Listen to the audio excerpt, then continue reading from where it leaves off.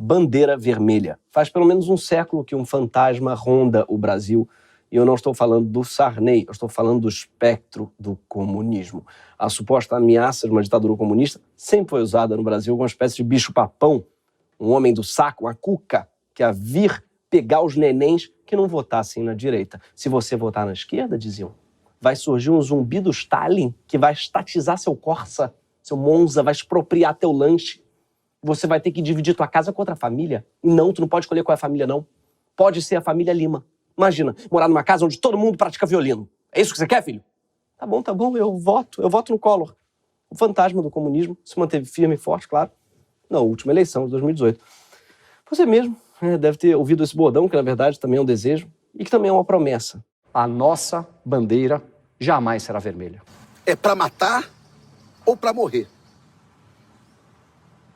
Mas a nossa bandeira jamais será vermelha. Questão fundamental para nós. O Brasil, a nossa bandeira é a verde e amarela, não é a bandeira vermelha da Venezuela. A nossa bandeira jamais será vermelha. O mais curioso dessa obsessão é que o nome do nosso país significa, literalmente, vermelho. Sim, o nome do nosso país não é uma homenagem a Inês Brasil, nem ao David Brasil, mas a cor do pau que leva seu nome, que é a cor de brasa, vermelho. Sim, esse país deve seu nome a um pau duro e vermelho que ressurgiu da extinção e que não é o do Cajuru. A nossa bandeira só não é vermelha por um erro de briefing. A marca, no caso, não tem nada a ver com o nome. O designer nunca deve ter visto um pau-brasil para fazer uma bandeira verde e amarela. Tem gente que diz que o amarelo representa o ouro, o verde a mata, o azul o céu, o branco a paz. Então, gente, o ouro está na Europa, o verde está meio desfalcado depois do Salles, o azul do céu não representa São Paulo e o brasileiro não tem um dia de paz. Mas a verdade é que a paranoia é tão grande que as pessoas veem vermelho na nossa bandeira até quando não é nem nossa bandeira. Nós nos deparamos com uma cena nojenta. Reparem aqui. A nossa bandeira, um símbolo vermelho comunista aqui no Congresso Nacional. Veja aqui. O que está acontecendo? Essa será a nova bandeira do Brasil? Não, essa bandeira é do Japão, na verdade, que está ao lado da do Brasil. Chamar a bandeira do Japão de nojenta foi bem pesado, mas claro, não é tão ofensivo quanto a já tradicional pizza de sushi, ou o sushi de salsicha, que existe. Tá? Perderam a chance de chamar de sushicha. Que pena. As coisas me deixam revoltado.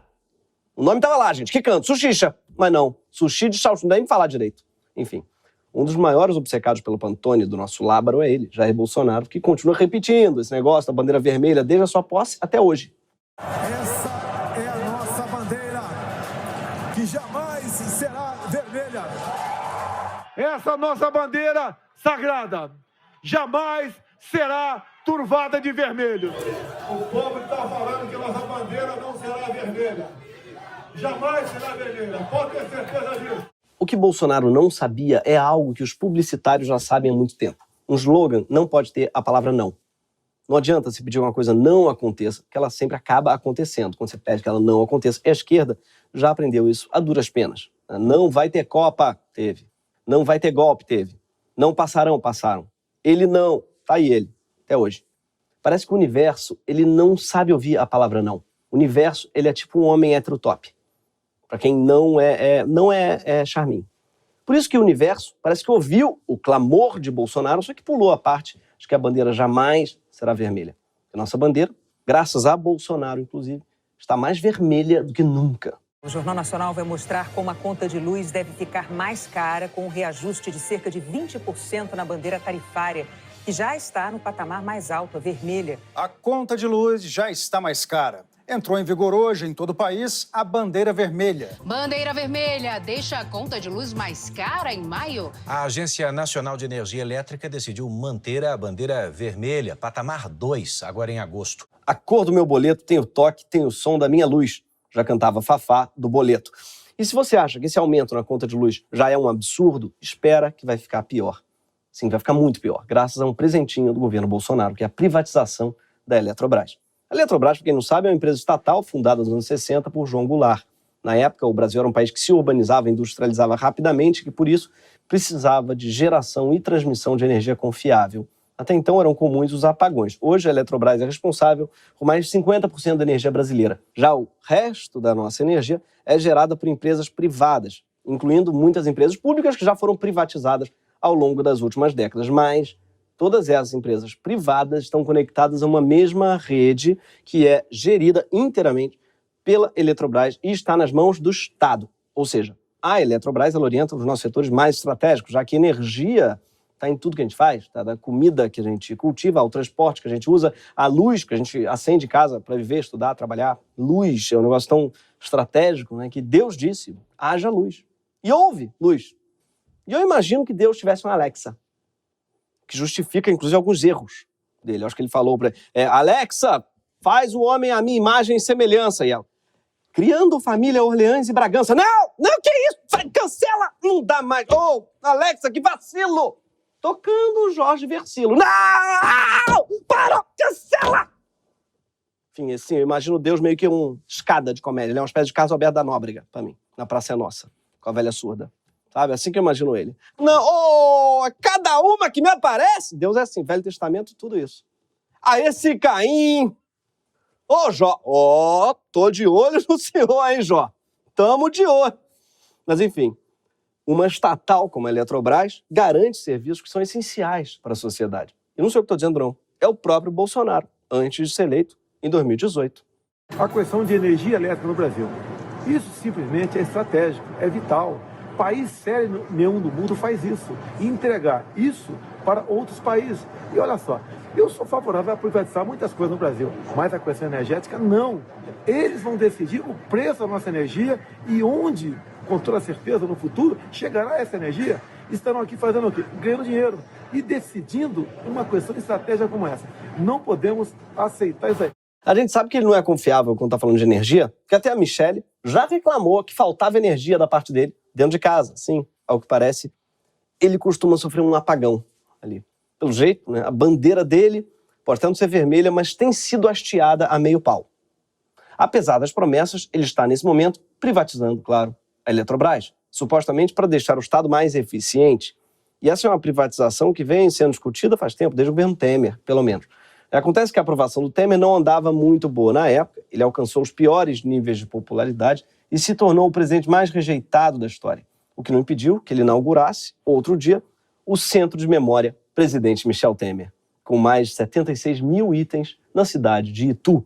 Itu, cidade ideal para acolher a autoestima do ex-presidente. Entre os itens que o Temer botou lá, eu pesquisei, tem um belíssimo casaco que ele ganhou do Cazaquistão. E eu nem sabia que o Cazaquistão fazia casacos. Mas desde que eu descobri, meu sonho passou a ser fumar um beck do Uzbequistão. É isso que eu vou expor no meu centro de falta de memória. Só com as coisas que eu esqueci na vida. Mas onde é que eu estava mesmo? Na privatização da Eletrobras. Como Temer não estava com muito capital político para levar ela para frente, ela ficou marinando no Congresso desde então, sem que ninguém se movesse muito para ela acontecer. E o governo Bolsonaro, de início, também parecia que não ia mexer muito nessa privatização, não. Apesar da promessa que Paulo Guedes, né, tinha feito de privatizar 17 empresas. Indo na contramão do seu próprio ministro, Bolsonaro chegou a criar 2 novas estatais, ambas controladas por militares, mandando que uma banana para Faria Lima, que votou no presidente, acreditando no Guedes. Bolsonaro chegou a dizer que sentia dor no coração em vender estatal. E deixou muita gente a favor dele vender estatal.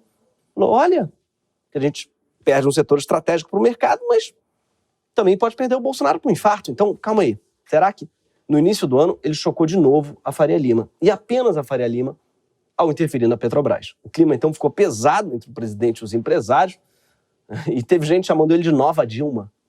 Para o mercado, isso equivale a xingar a mãe. Daí, ele realmente precisava tirar uma medida da manga para provar para os liberais que ele era liberal, embora ele nunca tenha sido. E a ideia brilhante dele foi redigir e apresentar uma medida provisória que determinava a privatização da Eletrobras. Teve até cerimônia do Bolsonaro apresentando a medida provisória no Congresso. Nossa agenda de privatização continua a todo vapor.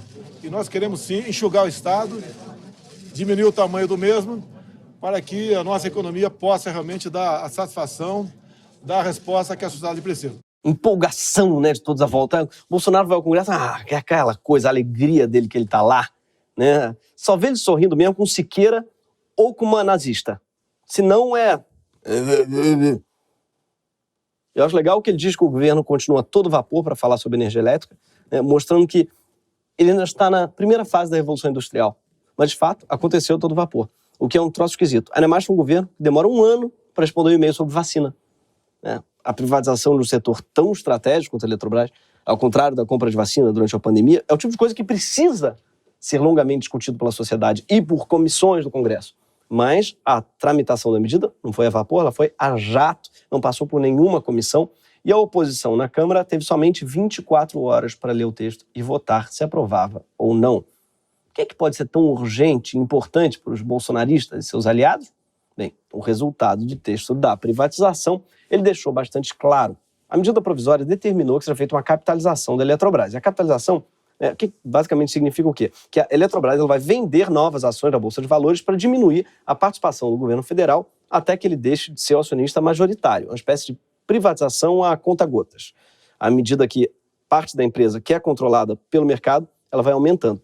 Mas o governo fica com uma ação especial que dá a ele alguns privilégios, como o poder de veto nas decisões estratégicas, que é chamada Golden Share. Não confundir com Golden Shower, que também é uma ação, mas com mais liquidez. E que varia essa ação, ela varia de acordo com o que se tem em outra bolsa, também conhecida como bexiga. Mas enfim, a equipe de Bolsonaro ela disse que esse seria um ótimo negócio e divulgou que a desestatização da empresa reduziria a conta de luz entre 5% e 7% a partir do próximo ano e que ela poderia gerar 100 bilhões aos cofres públicos, tornando-se a maior privatização da nossa história. O governo ainda falou que a iniciativa privada iria diminuir as brechas para a corrupção. Faltou dizer que ela ia resolver também o problema do desemprego e da calvície, e também da louça na tua casa, e também ia curar Covid. E antes de continuar, preciso explicar uma coisa. É verdade, sim, que o setor energético está numa crise profunda. Por causa das mudanças climáticas, o país se encontra numa seca dramática. O país registrou a maior escassez de chuvas em 90 anos. Como o nosso setor energético depende muito de usinas hidrelétricas, que geram 63% da nossa eletricidade, a escassez de água leva a uma escassez de energia também. Hoje, o nível de água nos reservatórios das hidrelétricas está em 30%. Agora, em agosto, pode ficar abaixo de 20%. Sim, porque na maior parte do país, nos meses sem R, é quando chove menos. Tanto é que fevereiro é o mês que mais chove. Fevereiro tem 2 R's, fevereiro. Já maio, junho, julho e agosto, chove muito pouco, aqui no Rio, pelo menos. Você vê que a gente de letras, até a meteorologia, a gente atribui às letras. E não, infelizmente, não adianta chamar de agosto para ver se chove. Adiantaria mesmo é reverter a crise climática. Porque do jeito que está, a gente vai ter que chamar de setembro, de outubro. Porque o fato é que em novembro, o nível pode chegar a 10%. Talvez a gente tenha, inclusive, um dezembro, aí, um janeiro, né? Situação completamente inédita no setor elétrico brasileiro. O risco da gente ter um fim de ano repleto de apagões é bastante real. Ou seja, graças à vacinação, talvez a gente até tenha uma festa de Réveillon. Mas, graças à crise climática, vai ser a luz de velas, talvez. Para piorar, no meio disso tudo, o Ministério de Minas e Energia não parece estar com muita energia, não. Sim, para resolver essa crise, o ministro Bento Albuquerque teve uma ideia. Ele anunciou que ia tirar férias. Não se preocupem, que ele prometeu que ele vai ficar atento aos desdobramentos, vai interromper a viagem, se der alguma merda, ele falou. Pelo jeito não deu para cancelar, porque companhia aérea é foda, umas taxas, né, que eles cobram. Mas que bom, que o nosso ministro, ele prometeu que não vai desativar o WhatsApp. O nosso sistema elétrico precisa urgentemente de planejamento e organização. Um dos motivos é que hoje o mundo caminha para uma transição energética, em busca de energia mais limpa e sustentável para lidar com a crise urgente das mudanças climáticas. Nos Estados Unidos, por exemplo, o governo de Joe Biden lançou um plano novo de energia sustentável. Ele prometeu investir 2 trilhões de dólares para transformar o setor elétrico e desenvolver fontes de energia livres de carbono. Ou seja, dá para a gente ficar tranquilo que a próxima vez que ele bombardear a Síria, vai ser com míssil carbono zero movido a placa solar. Vai planetar. China, Europa e basicamente todos os países com algum interesse no futuro estão fazendo mudanças nos seus sistemas de geração de energia para zerar emissões de carbono e a destruição de ecossistemas. Nesse momento, o mundo inteiro está se movendo para diminuir a dependência de termoelétricas. São as usinas que produzem energia do jeito mais tosco que existe, tacando fogo nas coisas. Assim, a termoelétrica ela trata os recursos como se eles fossem uma estátua do Borba Gato, fazendo uma fogueira nos recursos. Eu disse, que o mundo inteiro está tentando diminuir sua dependência dessa tecnologia paleolítica, mas não é verdade. Tem um país fazendo justamente o contrário, que é o Brasil, claro. A gente é o único país do mundo que já tem a maior parte da sua energia produzida de fonte limpa. Além disso, a gente tem um potencial quase infinito de gerar energia solar e eólica, que além de serem limpas, estão ficando cada vez mais baratas. E a gente, na contramão, está usando cada vez mais termoelétricas, ao invés de limitar esse uso a momentos específicos de pico de demandas ou para suprir eventuais falhas de outras fontes, que é o único jeito aceitável de se valer desse tipo de geração de energia. Voto impresso, termoelétrica. Algo me diz que a próxima bandeira do governo vai ser a volta do fax e do Teletrim. Não sei se vocês lembram, juventude não deve lembrar. Era um SMS. Você tinha um aparelhinho, né, que aparecia um SMSzinho, só que para mandar para outra pessoa tinha que ligar para uma central e ler para uma telefonista digitar para você. Se você quisesse mandar um nude, você tinha que descrever o seu corpo para terceiros e não podia usar palavrão. Então, tinha que dizer, meu órgão está entumecido? Desde outubro do ano passado, o governo Bolsonaro ele passou a acionar as termoelétricas, inclusive as que são movidas a diesel, para suprir a falta de energia. Para vocês terem ideia, de janeiro a maio, a gente gastou 3,6 bilhões de reais, ou seja, mais ou menos 720 milhões por mês, com acionamento de termoelétricas. Essas usinas têm um custo enorme de operação, são bem mais poluentes que outras fontes, claro. O governo consegue, numa tacada só, fuder sua conta bancária e o planeta. E ao fuder o planeta, ele piora a crise climática que está na origem da seca, que nos obrigou a usar mais termoelétricas. Entendeu? Ou seja, nem quem ganhar, nem quem perder, vai ganhar ou perder. Vai todo mundo perder. É o paradoxo de Dilma, que se chama isso na matemática. É em grande parte por causa do aumento descontrolado no uso das termoelétricas que o governo subiu um novo reajuste no preço da eletricidade, aumentando 52% o valor da conta. A gente entrou agora em bandeira vermelha, patamar 2. Sim, que a bandeira vai além da vermelha. Tem a vermelha, patamar 1, imagina, depois tem a patamar 2, deve ser uma espécie de ultravermelho. Mas para mim tinha que usar uma escala Fafá de Belém, mais conhecida pelo povo brasileiro. Bandeira vermelha, vermelhaço, vermelhusco, vermelhante, vermelhão. Por acaso é o Pantone da cara do Bolsonaro. Você já viu, tem vermelhusco, vermelhão. Tinha que mudar o lema para a nossa epiderme jamais será vermelha. Porque tá aí um presidente que nunca teve filtro. Nem político, nem solar, não sabe o que é um filtro. Hoje, o principal motivo para a inadimplência no Brasil já é o não pagamento da conta de luz. Obviamente, vai piorar muito com o uso das termoelétricas e as mudanças climáticas que vão atrapalhar a geração de energia elétrica. Por quê? Porque vai faltar chuva. É esse o clima no momento em que privatizaram a Eletrobras, um momento de crise profunda. E a privatização pode ser a solução? Em alguns casos, sim. Mas, como a gente vai ver, esse não é o caso dessa privatização. Mesmo se você curtir uma privatização, não vou julgar. A gente gosta de tudo. Eu, por exemplo, mesmo sou a favor de privatizar algumas coisas, como a Jovem Pan, por exemplo. É um absurdo. Pertenceu ao presidente, a rádio. Já abriu o capital? Ia dar mais eficiência para o Augusto Nunes, por exemplo? Aquele cabide de empregos, né? Tem que dar mais agilidade àquela empresa, que é aquele dinossauro jurássico, que é aquela rádio. Ao invés de trazer soluções para resolver a crise energética, a privatização proposta pelo governo Bolsonaro serve para uma outra coisa. Serve para quê? Para todos nós, contribuintes, darmos um lindo presente aos nossos queridos deputados do Centrão. É isso que a gente está fazendo. A gente está fazendo um rachuncho, está rachando, né? Fazendo um ratatá para dar um presente de amigo oculto pro pessoal do Centrão. Em troca do quê? Do importante serviço que eles estão fazendo para a gente de manter o emprego do Bolsonaro. Sim, dado que 54% dos brasileiros querem o impeachment do presidente, na verdade, pelo menos 54% da população está pagando caro por um serviço que a gente nem quer. Era melhor o Bolsonaro abrir um OnlyFans, fazer lá um Only gado a ele. Aí ele consegue o dinheiro que ele quiser, sem botar a gente nesse ratatá. Porque os deputados estão fazendo isso agora, que eles chamam de jabuti. São as roubadinhas, né? As roubadinhas que certos parlamentares fazem ao inserir dentro de uma proposta legislativa outro tema que não necessariamente tem relação com o texto original.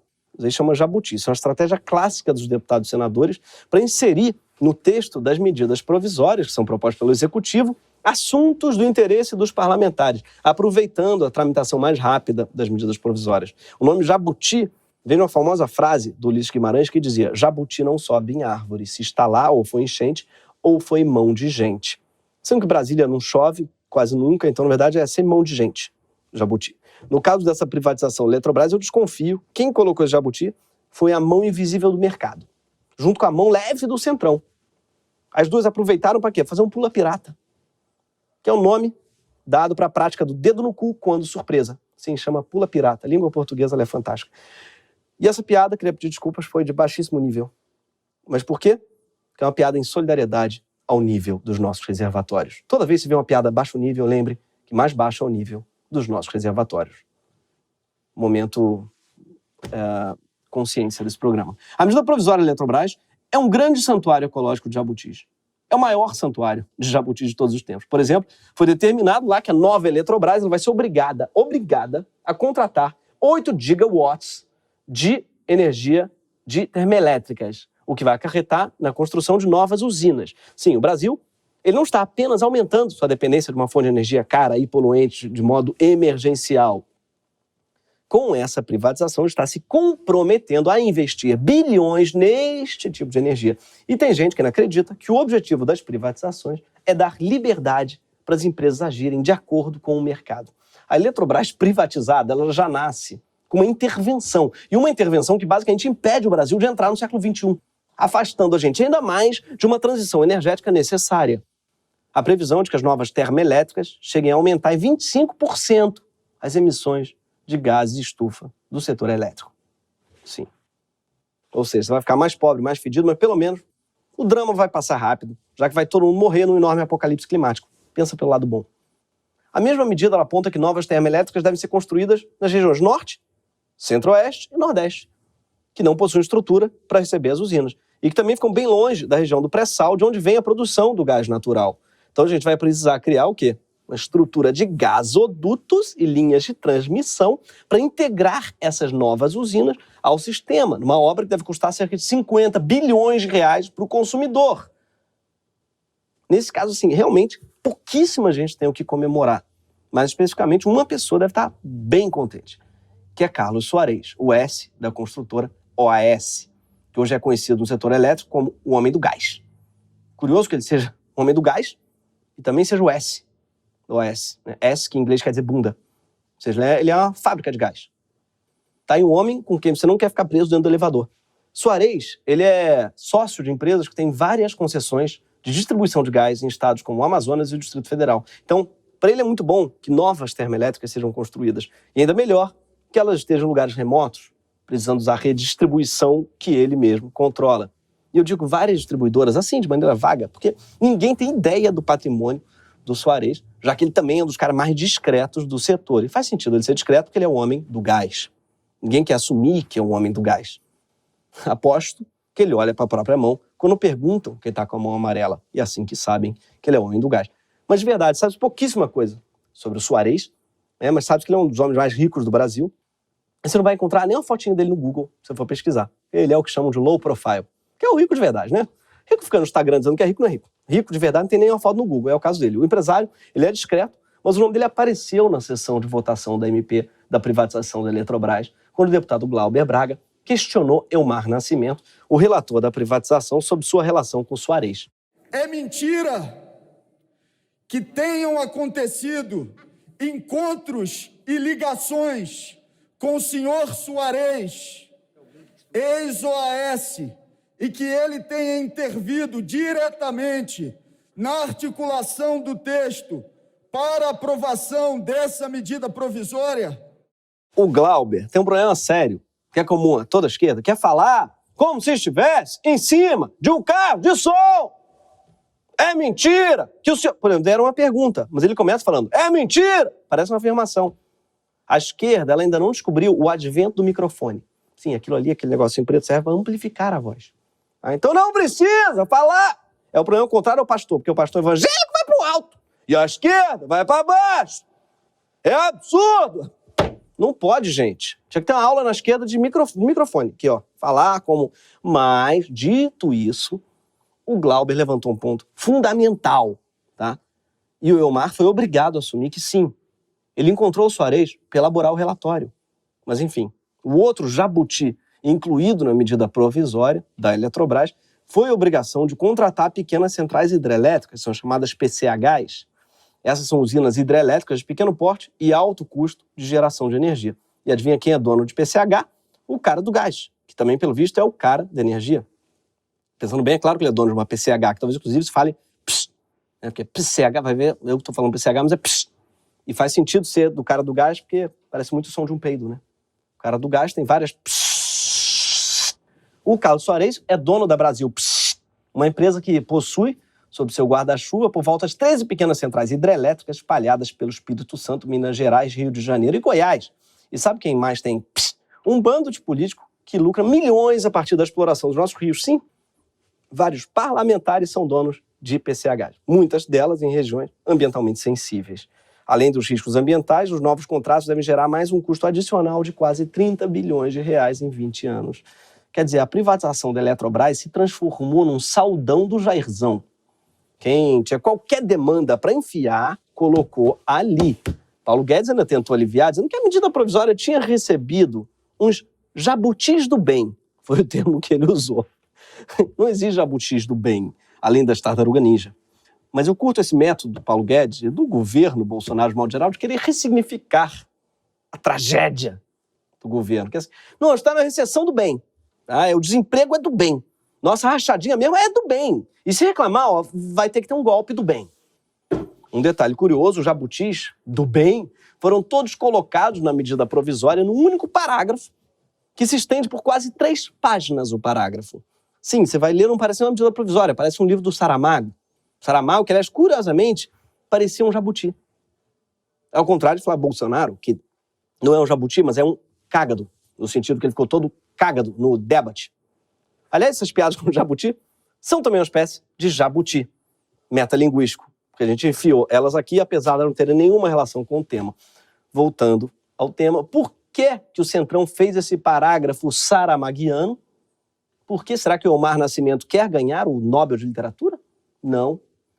Eles fizeram isso porque se Bolsonaro quisesse vetar algum item, ele teria que vetar o parágrafo inteiro, já que, segundo o regimento interno do Congresso, não se pode vetar apenas trechos de parágrafos. Daí eles enfiaram os jabutis todos num parágrafão só, para garantir que eles passariam junto com a privatização quando a medida provisória fosse sancionada, sem deixar nenhum jabuti pelo caminho. Eles fizeram uma espécie de projeto Tamar dos jabutis. Tá? Salvaram a quantidade gigantesca de jabutis. O resultado de todos esses jabutis é que a privatização ela deve gerar um custo adicional final de 400 bilhões de reais ao consumidor ao longo dos próximos anos, o que ainda deve gerar um efeito em cascata. Por quê? Porque todos esses bilhões em custos adicionais vão encarecer também a conta de luz da indústria e do setor de serviços. O preço da energia elétrica representa até metade do preço de produtos que requerem refrigeração. Também cerveja, materiais de construção, açúcar. Depois da MP da Eletrobras, deve ocorrer um aumento de 10% no preço do leite e 7% no preço da carne.